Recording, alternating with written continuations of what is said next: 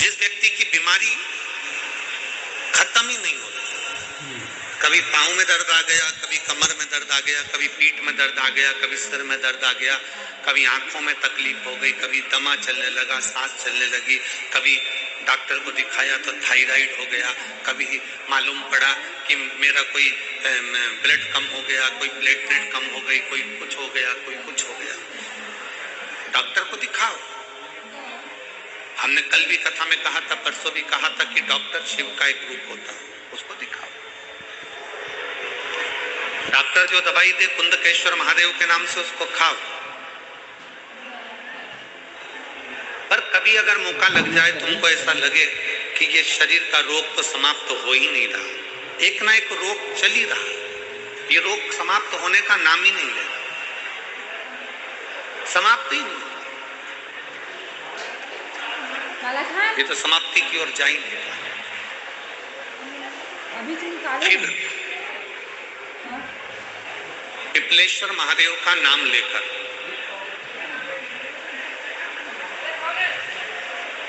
पिपलेश्वर महादेव का नाम लेकर कुछ भी मीठा जो बना सकते हो,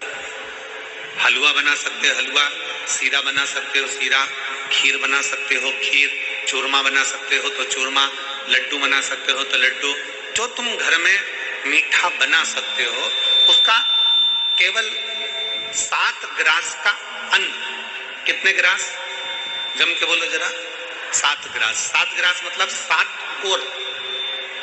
7 ग्रास का अन्न एक पात्र में ले लो और पिपलेश्वर महादेव का नाम लेकर किसी भी शिवालय में, शंकर के मंदिर में जाकर एक बेलपत्र रखकर उस जो प्रसाद तुम बना कर ले गए हो, जो तुम भोग बना कर ले गए हो, उसका स्पर्श कर कर पिपलेश्वर महादेव का नाम लेकर शंकर को उस भोग को रखकर, बेलपत्र रखकर शिवजी को 7 बार एक ही लोटे का जल, केवल एक लोटे का जल 7 बार उत्तर की ओर मुख कर कर दक्षिण में खड़े होकर शंकर के शिवालय पर 7 बार एक ही लोटे का जल 7 बार थोड़ा थोड़ा कर कर उसको गिराते थे, शिव जी के ऊपर चढ़ाते थे 7 बार। बाद में